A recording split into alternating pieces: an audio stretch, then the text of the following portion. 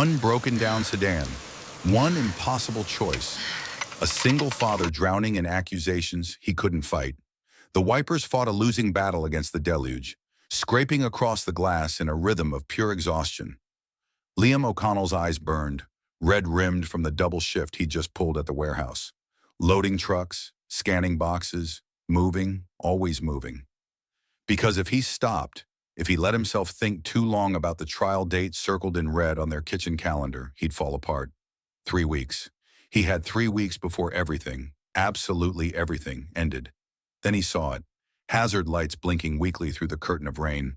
A black luxury car, a Lexus, pulled onto the shoulder of Crescent Road. The kind of vehicle that cost more than he'd make in 5 years. A woman stood beside it, her brown skin glistening with rain, her natural curls plastered against her face as she frantically jabbed at her phone. Liam's foot eased off the gas pedal. His old sedan slowed. "Keep driving," the voice in his head whispered, the voice of survival. "You're exhausted. She probably has roadside assistance. Someone with a car like that has insurance, has money, has people who can help." He could have kept driving. He should have kept driving. He had every reason to look the other way, but he stopped. He didn't know that one act of kindness would become the most dangerous and miraculous decision of his life. The wipers scraped. His eyes burned. He just wanted to get home to Maya. He just wanted to check on his 7-year-old daughter, to see her sleeping, to reassure himself that she was still there, still his own. If he stopped, if he let himself think too long about the trial date, he'd fall apart. 3 weeks. He had 3 weeks before Marcus Thorne's lies sent him to prison, and Maya was handed over to foster care. Then he saw the hazard lights, weak and flickering in the storm. That black Lexus, so out of place on this run-down stretch of road. And the woman, standing beside it, her shoulders shaking. Liam's foot eased off the gas. "Keep driving," the voice in his head repeated, more urgently this time. "You can't afford trouble. You can't afford anything." But something about her posture, the way she was so completely, desperately alone, made his chest tighten. His mother's voice cut through his thoughts, as clear as if she were sitting in the passenger seat. "Character isn't about what you do when things are good, Liam. It's what you do when everything's falling apart." His jaw clenched. Everything was already falling apart. Marcus Thorne. The name tasted like acid. 6 months ago, $50,000 had vanished from their small landscaping company's accounts. 6 months ago, Marcus had looked him in the eye, a look of faux betrayal, and accused him of taking it. 6 months ago, Liam's entire world had collapsed. The worst part, Marcus had been convincing. The doctored financial records, the forged signatures, the fake email trail, all of it pointed to Liam. And Marcus Thorne had better lawyers, better connections, better everything. "The evidence looks bad," his court-appointed attorney, Mr. Diaz, had told him just last week. Mr. Diaz's kind eyes were full of sympathy that felt like pity. "I believe you're innocent, Liam, but proving it, that's going to be tough. If convicted, you're looking at up to 5 years.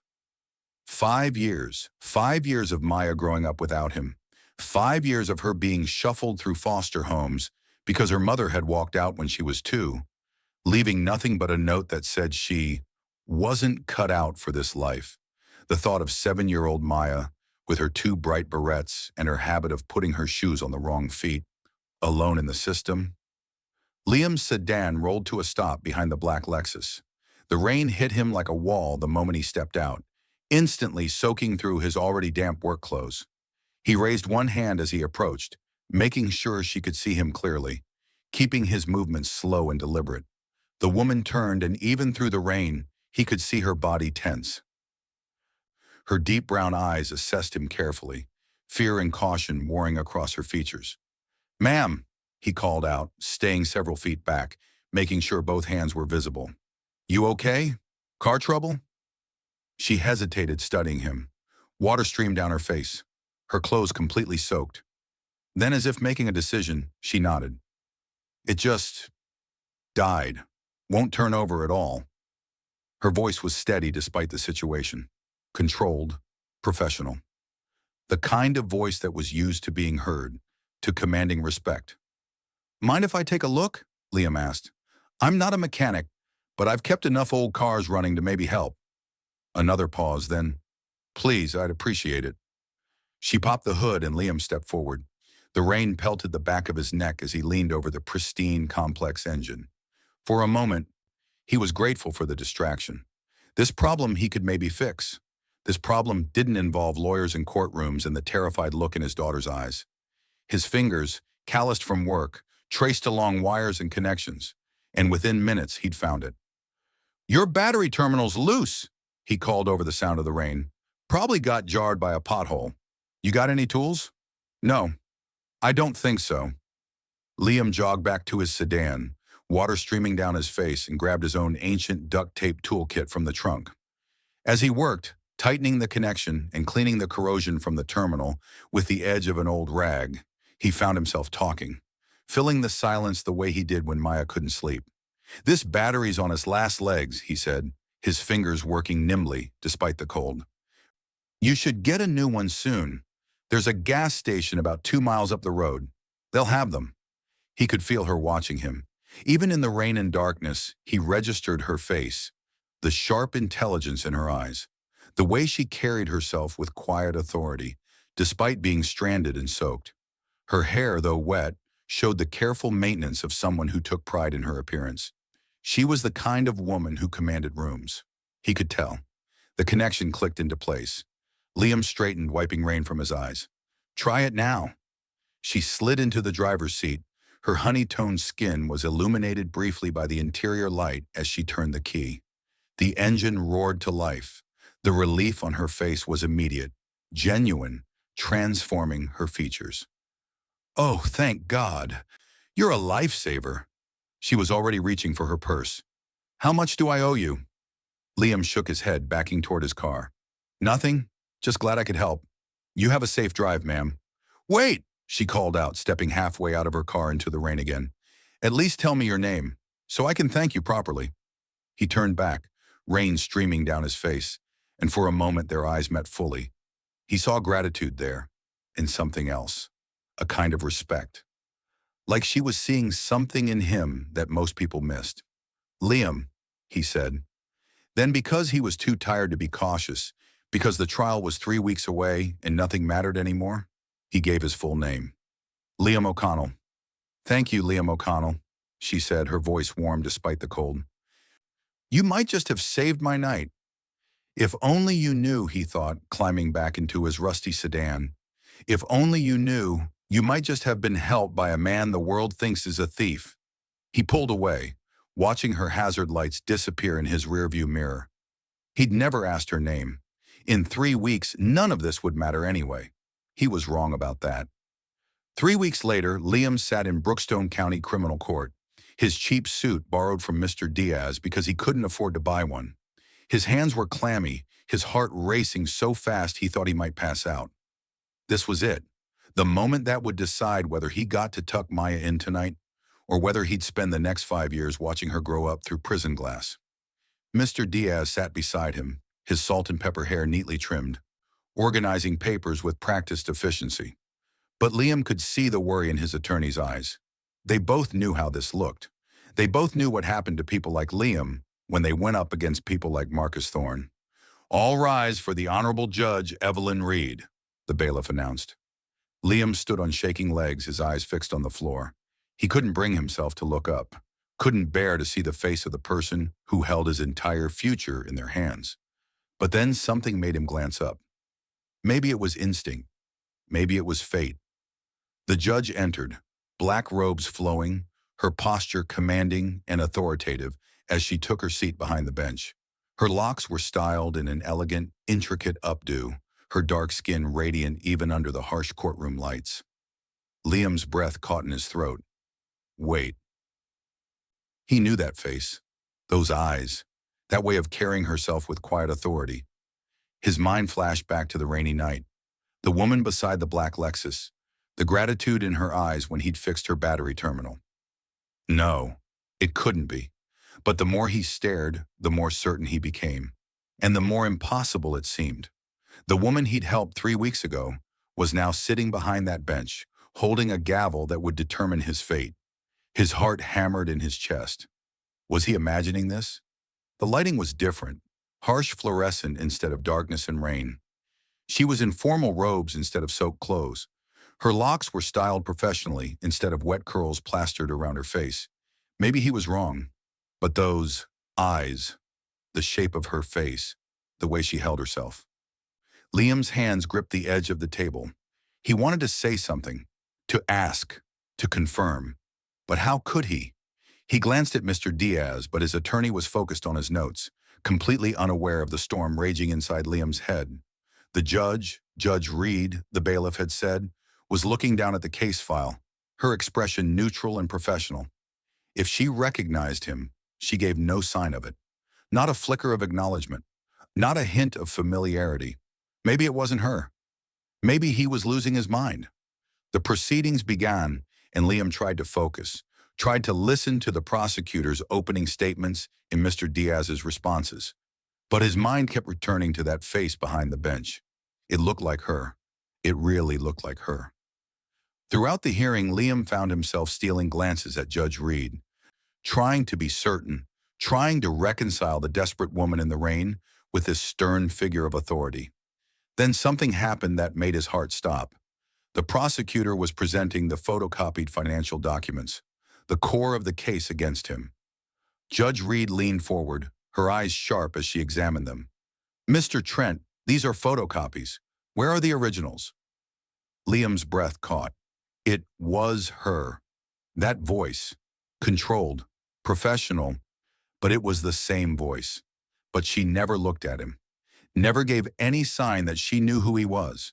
Her face remained perfectly neutral, perfectly professional, as she questioned the prosecutor about the evidence. "I have concerns about these documents," she said firmly. "This court will not proceed based on photocopies of photocopies. Mr. Diaz, I'm granting your motion for a full forensic examination. We will reconvene when we have properly authenticated documents." The gavel came down with a sharp, definitive crack. Liam flinched. As the courtroom began to clear, he remained seated, his mind reeling. Mr. Diaz was talking beside him, his hand on Liam's shoulder, explaining what had just happened, how unusual it was, how lucky they were. But Liam barely heard him. His eyes were on Judge Reed as she gathered her files and disappeared into her chambers. Was it her? Had the woman he'd helped in the rain just saved him right back? Or was his desperate mind playing tricks on him, creating hope where there was none? Evelyn Reed leaned against her chamber's door, her hands trembling as she pressed them flat against the wood. Her heart was racing, her mind spinning with the magnitude of what had just happened. Liam O'Connell, the man who'd stopped in the pouring rain to help her, the man who'd refused payment, with his kind, tired eyes and duct tape toolkit, the man who'd smiled wearily and told her his name before disappearing into the night. She'd seen the recognition in his eyes when she'd entered the courtroom, watched him do a double take, watched confusion and hope and terrible uncertainty flash across his handsome features. He suspected, but he wasn't sure, and she'd given him no confirmation, kept her face perfectly neutral, because to acknowledge it, to show any sign that she knew him, would be grounds for immediate recusal. And if she recused herself, this case would go to Judge Garrison. Evelyn pressed her fingers to her temples. She'd just bent every ethical rule in the book. She'd used her position to demand an evidence examination that should have been done months ago. She'd fought for a defendant she had personal contact with. But what choice did she have? Let an innocent man go to prison because the system was too lazy or too overworked to do its job properly. She'd seen the evidence, seen how flimsy it was, how circumstantial, how easily it could be torn apart with a proper examination. But the previous judge, Judge Price, had been too busy to care, had denied the forensic examination because it cost money and time. Liam O'Connell was being railroaded, and the only person who could stop it was someone who should have recused herself the moment she'd seen his name. Sometimes justice required impossible choices. She just hoped she was making the right one. 2 weeks felt like 2 years. Liam went through the motions, working at the warehouse, picking up Maya from their neighbor, Mrs. Petrova, reading bedtime stories, pretending everything was fine. But every night he lay awake wondering, was it her? Had she recognized him? "Daddy, you're thinking too loud," Maya mumbled one night, half asleep, her brown hand clutching her stuffed rabbit. "It's keeping me awake." Liam's chest ached. "Sorry, baby girl. Go back to sleep." "Is it the court thing?" "Yeah. Mrs. Petrova says judges are fair, says they help good people." "I hope so, Maya. I really hope so." The forensic accountant's report arrived on a Tuesday. Mr. Diaz called Liam at work, his voice shaking with an emotion Liam had never heard from him. "Liam, the report. It's everything we needed. Everything. Marcus Thorne fabricated everything. The digital records prove it. He moved the money himself, using a ghost account, and faked the trails to you. You're going to be okay." Liam's legs gave out. He sat down hard on a stack of boxes, phone pressed to his ear, tears streaming down his face. "We're going back to court tomorrow," Mr. Diaz said, his voice thick. "Judge Reed wants to reconvene immediately." Judge Reed? Was it her? Maybe tomorrow he'd know for sure. "After careful examination of the forensic evidence," Judge Reed said from the bench, her voice carrying absolute authority, "this court finds that the prosecution's case is built entirely on fraudulent documents. The digital banking records conclusively demonstrate that Marcus Thorne, not Liam O'Connell, committed the embezzlement in question." She looked at him, really looked at him for the first time. "Mr. O'Connell, all charges against you are hereby dismissed with prejudice." The courtroom erupted in noise, but Liam heard none of it. His hands were shaking, his vision blurring with tears he couldn't control. Free. He was free. "Furthermore," Judge Reed continued, her voice cutting through the chaos, "I am referring this case to the district attorney with a strong recommendation that charges be filed immediately against Marcus Thorne for fraud, embezzlement, forgery, and obstruction of justice." The gavel came down with finality. Liam looked up at her, then really looked at her, and their eyes met for just a fraction of a second. And in that moment, he knew. It was her. It had always been her. She'd known who he was from the moment his case crossed her desk, and she'd fought for him anyway.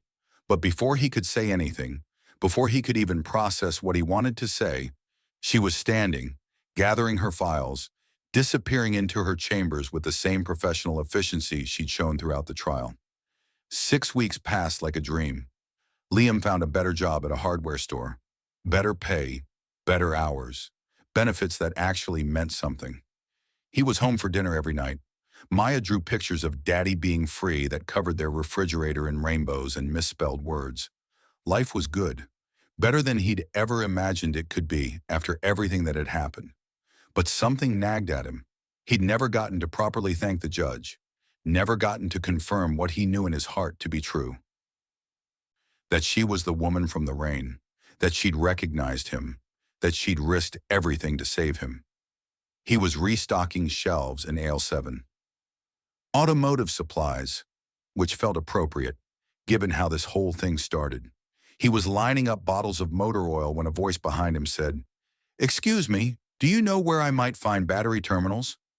Liam turned, and there she was, not in judge's robes this time, not behind a bench with a gavel in her hand, just a woman, in jeans and a casual sweater, her locks flowing freely over her shoulders, standing in the hardware store with a slight nervous smile on her face.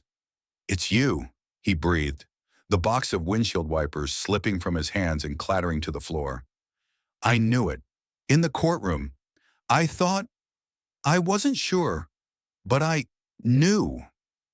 Her smile widened, warmer now, more genuine. "You recognized me. How could I not? Your face, your voice. But I kept thinking, maybe I was imagining it. Maybe my mind was playing tricks because I was so desperate." He took a step closer, his voice dropping. "You knew too. The whole time. You knew I was the guy who fixed your car."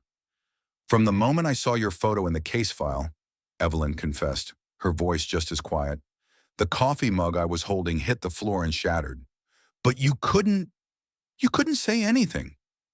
If I'd acknowledged it, I would have had to recuse myself. Your case would have gone to Judge Garrison." Liam closed his eyes, understanding washing over him. And Judge Garrison almost certainly would have convicted you. He has a 94% conviction rate and no patience for public defenders. So you risked everything. Liam's voice was barely a whisper. Your career, your reputation. I could lose my position if anyone found out, Evelyn said quietly. I broke about a dozen ethical guidelines. But I'd do it again. They stood in the middle of the hardware store, surrounded by mundane things, screws and paint cans and extension cords, and the moment felt sacred. Why? Liam asked. Why would you risk so much for someone you met once in the rain? Because that one meeting told me everything I needed to know about your character, she said. A man who stops in the pouring rain to help a stranger, using his own duct tape tools, refusing payment when he clearly needs it. That's not someone who steals from others. That's someone with integrity. And I would not, watch an innocent man go to prison just because the system was too lazy to look at the real evidence. Liam felt tears sting his eyes. You saved my life. You saved my daughter from losing her father. You helped me first, Evelyn said softly. You had every reason to keep driving that night. You were exhausted, worried, probably running through worst-case scenarios about your trial. But you stopped anyway. I never even learned your name that night. I know, I realized that later. You gave me yours, Liam O'Connell, but you never asked mine, and I never offered it. There's something else, Evelyn said, a smile playing at her lips. During your trial, you brought your daughter to court once. She had to wait in the hallway while we were in session. Liam nodded. Maya, Mrs. Petrova, was sick that day, and I had no one else to watch her. She drew me a picture, Evelyn said, her smile widening, gave it to the bailiff to give to me, a judge with a superhero cape. She told him I had a magic hammer that made bad people go away. Despite everything, the weight of the conversation, the emotion churning in his chest, Liam laughed, a real, genuine laugh. She thinks your gavel is magic. She's been telling everyone at school about how the nice lady with the magic hammer saved her daddy. I'd love to see more of her drawings. Then, with visible courage, with vulnerability showing through her professional composure, she said, maybe over coffee, if that's allowed, now that the case is over. Liam felt his heart surge with something complicated and warm, something that felt like hope and gratitude in the beginning of something neither of them had ever expected. It's allowed, he said, his voice thick with emotion. In fact, I'd really like that. I'd really like that a lot.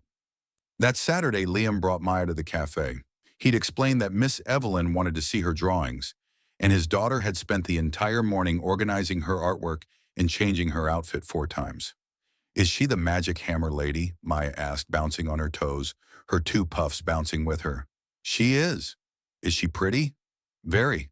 Is she nice? The nicest. Then I'm wearing my princess dress, the yellow one, because yellow is happy and we are happy now, right, Daddy? Liam had knelt down, eye level with his daughter, his heart so full it ached. We're the happiest, baby girl. Now, watching Maya spot Evelyn across the cafe and practically vibrate with excitement, he felt something shift inside him, something that felt like coming home. Daddy! Daddy, it's the magic hammer lady! Maya squealed, dragging him forward. Evelyn stood and Liam watched her face transform as Maya barreled toward her. All the professional composure, all the judicial sternness melted away, replaced with genuine warmth and delight. Hi, I'm Maya, but you can call me Maya because that's what Daddy calls me, and I'm being very good today. The words tumbled out in one breathless rush as Maya thrust a rolled-up piece of paper at Evelyn. See? That's you with your magic hammer, and that's the cape. Because superheroes need capes, obviously. Obviously, Evelyn agreed, unrolling the drawing with genuine care, her eyes softening as she studied the crayon artwork. This is beautiful, Maya. I know, Maya said with zero modesty, already climbing into the chair across from Evelyn. I'm really good at art, and also at eating pancakes. Do they have pancakes here? Over hot chocolate for Maya and coffee for the adults, the conversation flowed with surprising ease. Maya entertained them with elaborate stories about her stuffed animals' adventures, complete with different voices and dramatic hand gestures. Are you going to be Daddy's girlfriend? Maya asked suddenly, her brown eyes wide and innocent. Because Mrs. Petrova says you're pretty, and Daddy needs a girlfriend, because he's been mopey for too long. Maya! Liam's face burned with embarrassment. What? Mrs. Petrova said it. Not me. But I agree. You are pretty. And you have a magic hammer. That's basically the best combination ever. Evelyn tried not to laugh at Liam's mortification, her eyes dancing with amusement. Well, your dad and I are going to be friends first, and we'll see what happens. Okay, but just so you know, I'm really good at sharing, Daddy, and I make excellent friendship bracelets. As Maya launched into an enthusiastic explanation of her bracelet-making technique, Liam caught Evelyn's eye across the table. She was smiling at him, a smile that was warm and knowing, and he realized, this felt natural, easy, like maybe they'd been heading toward this moment since that rainy night when their worlds first collided. The coffee dates became a regular thing, sometimes with Maya, sometimes without, but always filled with laughter and an easy conversation that surprised them both. On their fourth outing, a trip to the zoo with Maya, they stood watching the penguins waddle across their enclosure. Maya had run ahead to the sea lions, her yellow jacket a bright beacon against the gray winter day. Daddy, hold Miss Evelyn's hand so she doesn't get lost, Maya called back. I mean, I don't think... Liam started, embarrassed. It's okay, Evelyn said softly, slipping her hand into his. Her fingers were warm despite the cold air.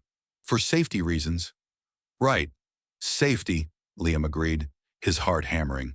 Her hand fit perfectly in his, like it belonged there. By month 3, they'd started having occasional dinners alone, while Mrs. Petrova watched Maya.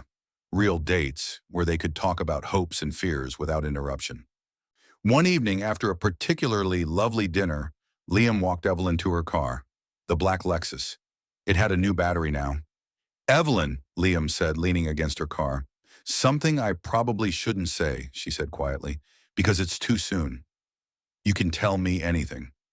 When I saw your name on that docket, when I realized who you were, I was terrified, not just because of the ethical implications, though those were very real, but because, in that one interaction on Crescent Road, you'd shown me something I'd stopped believing existed in this world. What's that? Goodness. Real, uncomplicated human goodness. You had every reason to keep driving that night. You were exhausted, worried, facing trial in 3 weeks. But you stopped anyway. Liam felt his eyes sting with unexpected emotion. You risked everything for me. I risked my career, Evelyn corrected gently. You would have risked your daughter. Those aren't equivalent scales. He kissed her then, soft and careful and full of promise. 1 year and 3 months after the trial that almost destroyed his life, Liam was planning to propose. He'd picked out a ring. Nothing fancy, because fancy wasn't their style, but something that sparkled the way Evelyn's eyes did when she laughed. He'd planned an elaborate sunset proposal at the park. Everything was planned perfectly, except he'd made one crucial miscalculation. Maya could not keep a secret to save her life. They were at the park when Maya, who was supposed to be at Mrs. Petrova's, suddenly appeared from behind a tree and shouted, Are you going to ask her to marry us yet? The ring is burning a hole in your pocket, Daddy. Evelyn's hand flew to her mouth, her eyes going wide with shock and delight. Liam glared at his daughter, who was bouncing up and down with zero remorse. Maya, you were supposed to be at Mrs. Petrova's. Mrs. Petrova and I decided I should be here for the important moment. Several people in the park had turned to look at them now, but Evelyn was laughing and crying at the same time. And when he looked at her, she nodded. So he got down on one knee, right there, with his 8-year-old daughter bouncing excitedly beside him. Evelyn Reed, he said, pulling the ring box from his pocket with shaking hands. You saved my life in more ways than one. You saw me when I was invisible. You believed in me when the world didn't. You've made us a family. Will you marry us? Say yes. Say yes. Maya jumped up and down. Evelyn was fully crying now, tears streaming down her face. Yes. Yes to both of you. Forever and ever. Maya launched herself at Evelyn, nearly knocking her over. I knew it! I told Daddy you'd say yes. The wedding was planned for the following spring. Maya took her role as flower girl very, very seriously. The wedding day arrived with perfect spring weather.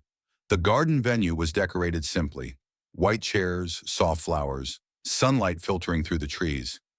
Mrs. Petrova wept openly throughout the ceremony. Mr. Diaz served as best man. Evelyn's clerk, Carla, served as maid of honor and spent half the ceremony crying happy tears. Maya, now 8 and a half, stood as flower girl in her yellow dress.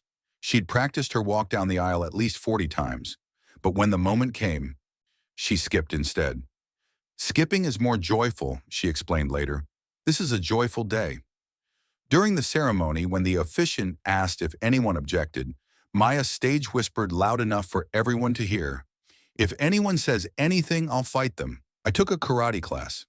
The guests erupted in laughter. When it came time for Maya to present the rings, she announced to the assembled guests, "Just so you all know, I set them up. I'm basically a professional matchmaker." The vows themselves were simple but profound. Liam promised to always stop for strangers in the rain, to be the father Maya deserved, and the husband Evelyn had never thought she'd find. Evelyn promised to always fight for justice, even when it was hard, to use her magic hammer wisely, and to embrace the beautiful chaos that came with loving a tornado in an 8-year-old body. As they exchanged rings, Maya whispered to Mrs. Petrova, "This is the best thing I ever did." During the reception, Maya took her self-appointed job as party coordinator very seriously. She taught Carla how to do the floss dance and ensured everyone knew the full origin story of her parents' relationship. So basically, Daddy fixed her car in the rain because he's nice. Then she used her magic hammer to save him from the bad guy, because she's awesome. Then, I drew a picture because I'm artistic. Then they fell in love, because obviously they should. Then I told them to get married because I'm smart, and now we're a family. As Liam and Evelyn shared their first dance, she whispered against his shoulder, "I broke so many ethical guidelines for you. Was it worth it?" She looked over at Maya, who was now attempting to teach the very serious Mr. Diaz how to do the worm on the dance floor. Then she looked back at the man who'd stopped to help her on the worst night she'd had in years. "Every single violation," she said, and kissed him. Later, during what was supposed to be the father-daughter dance, but quickly became a family dance, Maya looked up at both of them with unusual seriousness. "I'm really happy, like the happiest I've ever been in my whole entire life." "Me too, baby girl," Liam said, his voice thick with emotion. "Me three," Evelyn added, pulling them both closer. "Good, because now I have a mom who can teach me about the law, and a dad who can teach me about fixing cars, and I'll be basically unstoppable. Also, can we get a dog now?" "We'll talk about it," both parents said in unison. "That's parent talk for maybe yes. I'm totally wearing you both down." Sometimes we think we know how our story will end. Liam had believed his would end in a courtroom, with a gavel coming down to seal his fate.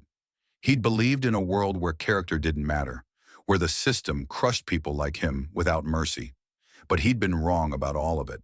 Marcus Thorne was serving 5 years for fraud and embezzlement.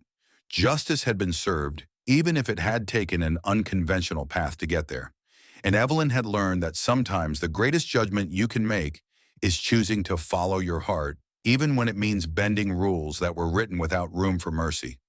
As for Maya, she gained a mother who taught her that being strong and being kind weren't mutually exclusive, who showed her that sometimes the bravest thing you can do is believe in someone when the world doesn't.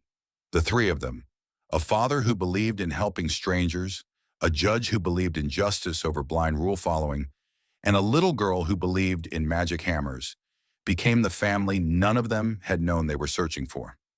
And that makes all the difference in the world. If this story reminded you that kindness always comes back to you in unexpected ways, hit that subscribe button. What's the kindest thing a stranger ever did for you?